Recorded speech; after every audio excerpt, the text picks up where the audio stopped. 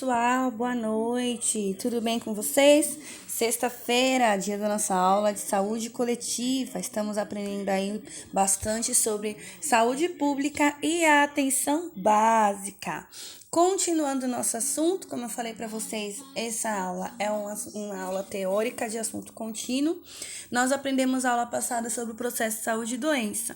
E para compreender a aula de hoje, nós vamos relembrar, né? Hoje nós vamos falar sobre o processo de adoecer e vamos conhecer a estratégia de saúde da família, que é o principal programa aí da atenção básica. Então, relembrando, o que é doença? É uma alteração biológica, né, do estado do ser, que se manifesta por vários sintomas perceptíveis ou não. Também é chamado de enfermidade, mal, moléstia, né, praga, em alguns lugares. E essa alteração, ela não é apenas física, mas também do estado espiritual, mental, né, do humor de um ser, né? E lembrando, saúde não é não ter nenhuma doença. Saúde é ter tudo, né, todos os âmbitos da saúde, da vida, equilibrados. Sendo assim, vamos entender as fases do adoecer, do processo de adoecimento, tá? Ele se inicia inicialmente, né? A suscetibilidade, a baixa imunidade, é uma fase em que a doença não existe, mas há a possibilidade do adoecimento, né? Por exemplo, aí um período de pandemia, a pessoa não está doente, mas tem o risco de adoecer, né? A fase patológica ou pré-clínica, que é quando a doença ela ainda não se desenvolveu, ela é assintomática, ainda não tem sintomas, mas já existem alterações no organismo. Algumas pessoas já conseguem perceber nesse estágio, pessoas que se cuidam, pessoas que se observam, conhecem o seu corpo, às vezes nesse estágio já conseguem perceber alguma alteração, né? Alguma diferença. A fase clínica, pessoal, é quando já existe uma doença, geralmente em um estágio mais avançado, não estamos falando aí de gravidade, mas de desenvolvimento, né, da doença, e pode estar em diferentes níveis, né, diferentes graus. E a fase mais crítica, que é a fase de incapacidade residual, que é quando a doença ela pode progredir, inclusive para a morte, ou quando chega ao nível que as alterações se estabilizam. Por exemplo, numa doença degenerativa, a pessoa chega àquele nível, aquele estado de acamado, de necessidade total de suporte. E os determinantes do processo de adoecimento. Nós temos os endógenos. Quando nós falamos endógenos, nós estamos falando de dentro, tá? De dentro para fora. São os fatores do organismo da pessoa. É a herança genética, é a etnia, é a anatomia da pessoa, o estilo de vida dessa pessoa, né?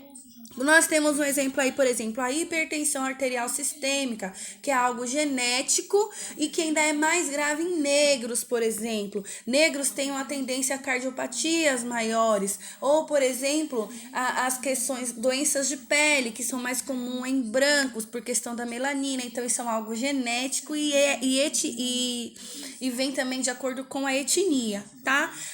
Anatomia e fisiologia. Nós vamos falar aí, por exemplo, da obesidade, né? A pessoa que tem uma estrutura óssea mais pesada, que tem a tendência genética a desenvolver a obesidade, a desenvolver o diabetes, por exemplo, tá? Então, esses são fatores de dentro para fora. São fatores que às vezes são até inevitáveis em algumas patologias. Já de fora para dentro, nós temos os exógenos, de fora, exógenos, tá? Que diz respeito ao ambiente que a pessoa vive, né? As questões biológicas de contaminação, poluição, por exemplo, a má alimentação. Os determinantes físico-químicos, também falamos aí de poluição, do ambiente, do tratamento de água e esgoto. E os determinantes socioculturais, né? O ambiente social, diz muito a respeito de que você é o que você come, você é o que você vive, né? Ou então, por exemplo, a falta de acesso a tratamento de água e esgoto, a falta de acesso à informação de fatores de higiene, são fatores exógenos, são fatores externos que causam ou que podem atuar no processo de adoecimento. os agentes que atuam nesses fatores.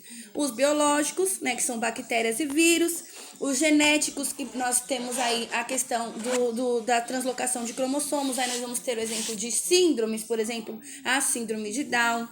Os químicos, o uso de drogas, álcool, fumo, gases da atmosfera, nutrientes ou ausência de nutrientes, agentes físicos como acidentes, traumas, né, radiação em algumas situações e os psicossociais, porque nós estamos falando aí da saúde mental, o estresse, o desemprego, o excesso de trabalho, uma situação de pandemia, que é algo desconhecido, a insegurança, a ansiedade, são agentes, né, psicossociais também. Baseado nisso, nós vamos trabalhar sobre a prevenção. A atenção básica visa a prevenção. A saúde pública, a saúde coletiva, hoje, visa a prevenção. Por que hoje? Porque eu vou mostrar para vocês como eram as outras formas de cuidar da saúde. Então, o que é prevenir? De acordo com o dicionário, prevenir é você prever algo antes que aconteça e fazer com que ele não aconteça, evitar que isso aconteça. Baseado nesse conceito, gente, prevenção é uma ação que antecipa, né, com o objetivo de anular a evolução de uma doença, né? Ela não quer, ou então assim, ela não quer apenas evitar o aparecimento de uma nova doença, mas ela quer também interromper uma doença que já existiu, que tenha escapado, podemos dizer assim, de um processo inicial de prevenção, tá? Então, prevenção também é fazer com que uma doença não evolua depois que ela já se instalou. E quais são os níveis de prevenção?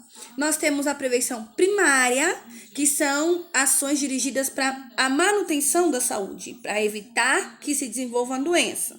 A prevenção secundária, que é para regredir uma doença que já se instalou ou impedir que ela piore, estabilizar aquela doença. Por exemplo, a hipertensão e diabetes, que não tem cura, mas podem ser estabilizadas. E a prevenção terciária já é uma questão de reabilitar um paciente. Por exemplo, um paciente sequelado de AVC em consequência da hipertensão, um paciente que perdeu a visão em consequência do diabetes, esse paciente precisa ser reabilitado. Então, essa prevenção já é a terciária. Vamos lá, compreendendo melhor a prevenção primária. Promoção da saúde, né, que é para manter o bem-estar sem se preocupar especificamente com alguma doença. Então, o que vai ter nessa promoção da saúde? Educação sanitária, que são as questões de higiene, educação sobre alimentação e nutrição, a questão da habitação adequada dentro dos padrões mínimos, higiene doméstica, saneamento básico, ou pelo menos a esterilização da água, o consumo adequado de uma água propícia.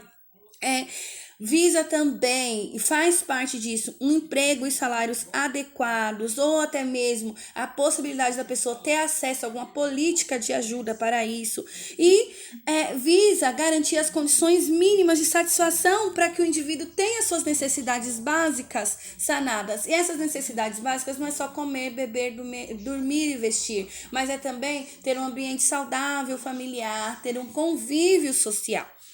As proteções específicas já são medidas para impedir o aparecimento de alguma doença, algo que já, existe, ou para proteger e desenvolver um processo de alteração na vida da pessoa. Então aí, dentro da prevenção primária, nós teremos a imunização, o pré-natal, quimioprofilaxia, que são as medicações, a forretação de água, que é para as pessoas que não têm acesso a um tratamento de água devido, é cedido as substâncias necessárias para isso, a eliminação da exposição de agentes cancerígenos, como, por exemplo,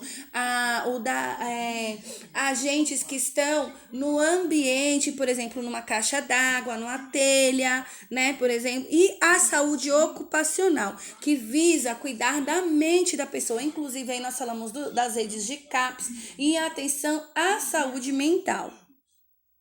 A prevenção secundária, gente, ela vai buscar os casos na comunidade, Então, tem os exames periódicos individuais, né? Como exemplo, mamografia, mutirão do diabetes, mutirão da próstata, que é para detecção precoce dos casos, tá?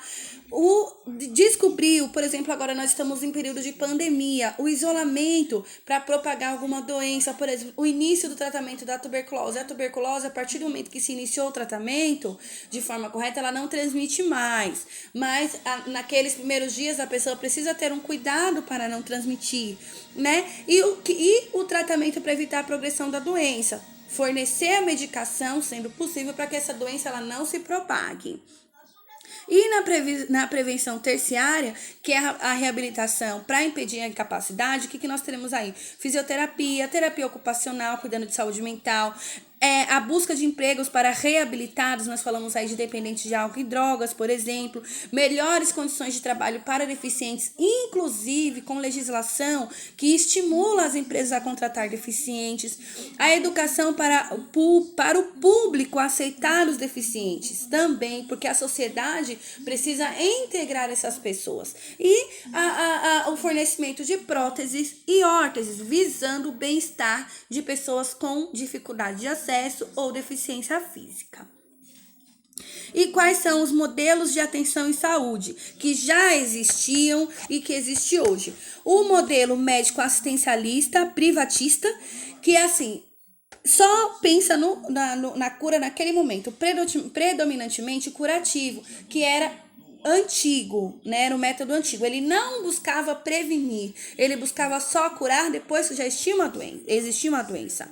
O modelo sanitarista já foi uma evolução de pensamento, que é quando se começou a pensar no controle dos agravos, né? Em certos grupos.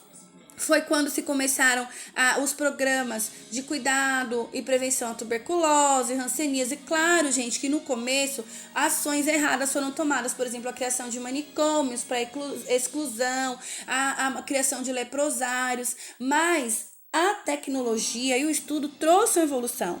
E hoje nós temos um modelo de vigilância em saúde, que os serviços eles são voltados para as necessidades da comunidade. E isso é identificado através de estudos epidemiológicos. Então, nós temos as políticas nacionais. No entanto, cada região também tem o seu protocolo específico, tá?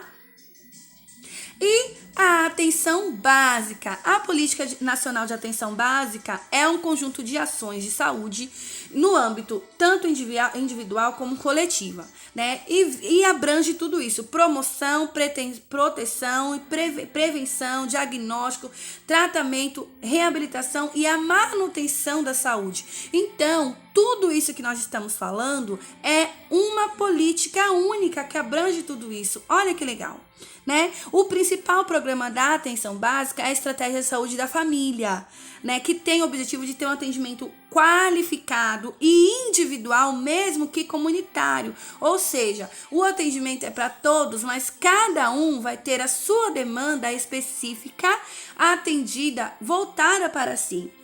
Né? E o objetivo é expandir com qualidade a atenção básica, né? Melhorar o processo de trabalho dos profissionais e potencializar os resultados em prol da saúde da população. Então, é trabalhar o coletivo sem perder o olhar do individual.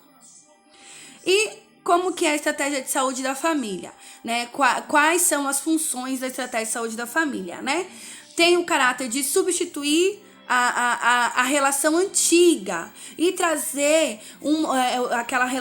aquele modelo antigo e tradicional e trazer algo mais próximo, tornar a atenção básica, né, algo mais próximo nos territórios em que as equipes vão atuar. Então, as equipes de estratégia de saúde da família, elas vão cadastrar os domicílios, fazer um diagnóstico situacional da região, para que possa se desenvolver ações dirigidas aos problemas do local, buscando os cuidados individuais e coletivos daquela região, né? Então, elas vão desenvolver atividades de acordo com o planejamento baseado naquele lugar. O objetivo também da estratégia de saúde da família é consolidar e construir os direitos do cidadão à cidadania. né? E como que vai ser formada essa equipe de estratégia de saúde da família? É uma equipe multiprofissional, né, que vai atender no máximo 4.000 habitantes, a média é de 3.000. Todos os funcionários dessa equipe têm uma jornada de 40 horas semanais. E ela vai ser composta por médico, enfermeiro, técnico de enfermagem e agente comunitário de saúde, tá? O agente comunitário de saúde, ele precisa cobrir 100% da população. E cada agente, ele vai cuidar de no máximo 750 pessoas, tá? E na equipe pode ter até 12 agentes de acordo com o tamanho. Podem ter mais médicos, enfermeiros, técnicos, claro, de acordo com a região, tá bom, gente?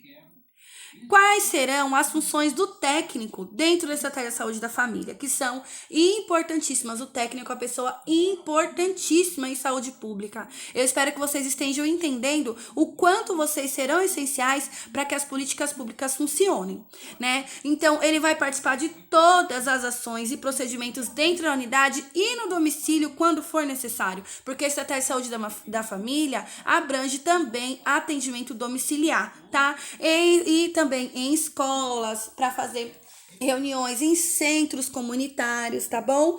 Realizações de educação dentro do posto e em locais fora, quando necessário. E participa do gerenciamento dos insumos, tá? Para que a unidade funcione de forma correta. Por quê?